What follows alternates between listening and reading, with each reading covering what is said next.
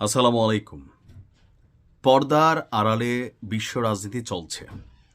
Deep state থেকে শুরু করে বিশ্ব মোড়ল যারা আছেন, সাম্প্রতিক সময়ে বাংলাদেশ সম্পর্কে তাদের কৌতূহল, এদেশের রাজনীতিতে প্রভাব বিস্তার করা অথবা রাজনৈতিক সমীকরণ পাল্টে দেওয়ার পেছনে সকল মোড়লদের যে বাবা মার্কিন যুক্তরাষ্ট্র, তারা কিন্তু নীরবে কাজ করে যাচ্ছে।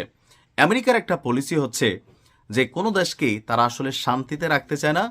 ওই দেশে বসবাসকারী যে রাজনৈতিক গোষ্ঠী বা দলগুলো আছে, কখনো তাদের প্রয়োজনে কাউকে তারা মাথায় উঠাবে, আবার নামাবে। আবার যখন কোনো সরকার এই বাটে পড়ে, তখন তারাও তাদের বক্তব্য চেঞ্জ করে। যেমন শেখ হাসিনা এবং আমেরিকা বা আওয়ামী লীগ এবং আমেরিকা, এই দুইটা সম্পর্কের মাঝখানে একটা বড় ফাটল ছিল। সরকার পতনের আগে পরেও শেখ হাসিনা বারবার বলছিলেন যে আমেরিকা চায় না তারা ক্ষমতায় থাকুক, এবং কি পতনের পরও আমেরিকাকে দায়ী করা হলেও গেল কিছুদিন আগে এই আওয়ামী লীগ সরকার পতনের পেছনে আমেরিকার কোনো দায় নেই, এমন বক্তব্য দিয়েছিলেন শেখ হাসিনা। তখনই বোঝা গিয়েছিল যে সমীকরণে হয়তো নতুন কিছু যুগ হতে যাচ্ছে। যা ভাবছিলাম তাই। আজকে আপনাদেরকে একটা নিউজ দিয়েছি যে এই জাতীয় সংসদ নির্বাচনকে কেন্দ্র করে আমেরিকা যেভাবে খেলে, সরাসরি রাষ্ট্র হিসেবে তারা কোনো কিছুতে ভূমিকা রাখে না, তারা টেকনিক্যালি বিষয়গুলোকে হ্যান্ডেল করে।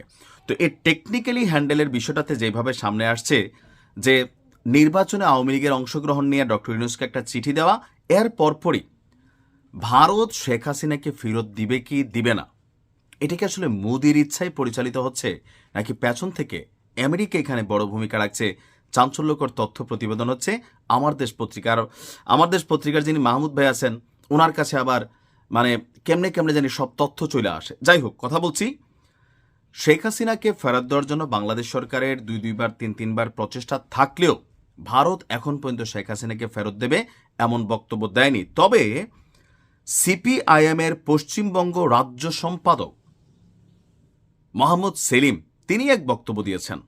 এই বক্তব্যে নতুন আরেকটা সমীকরণ আমরা দেখলাম যে শেখ হাসিনাকে কি ভারত ফেরত দেবে নাকি দেবে না, এটা নির্ভর করছে মার্কিন যুক্তরাষ্ট্রের উপর। এখানে একটি শর্ত কাজ করছে। শর্ত কোনটা? যদি আমেরিকা চায় তাহলে শেখ হাসিনাকে ভারত ফেরত দেবে, আর আমেরিকা না চাইলে তাকে ফেরত দেবে না। পেছনে কি ঘটছে?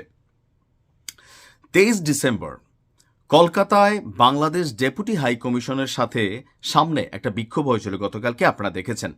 সেই বিক্ষোভকালে সেলিম, যিনি এই ব্যক্তি আছেন ভারতের, তিনি বলছেন শেখ হাসিনা যাবেন কিংবা থাকবেন সেইটা মোদী সরকার সিদ্ধান্ত নেবে। এ ব্যাপারে তারা এখনো কেন চুপ রয়েছে?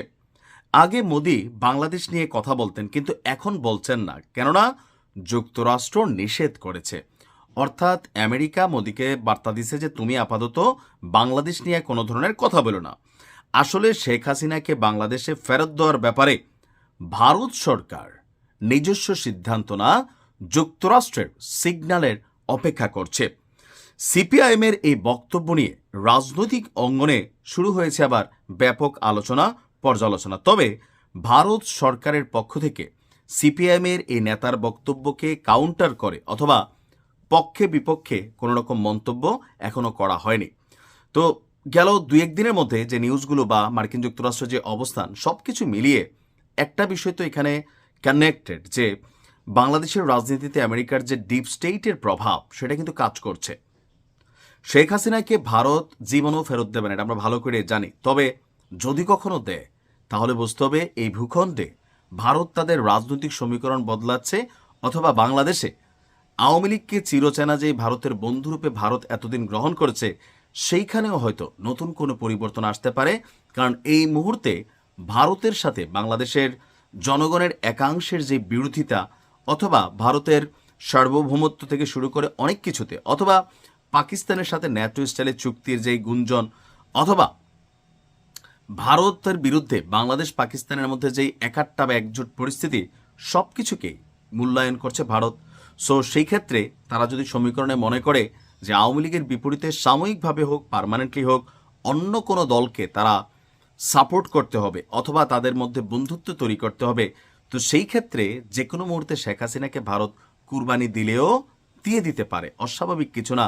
কারণ দিন শেষে ভারত বলেন, অন্যান্য দেশগুলা বলেন, তারা তাদের পররাষ্ট্রনীতিতে সরকার বদলায়, কিন্তু পররাষ্ট্রনীতিতে কখনো তারা বদল আনে না। তো একটা সাংঘর্ষিক অবস্থান কি ঘটতে যাচ্ছে? ভালো থাকুন। আসসালামু আলাইকুম।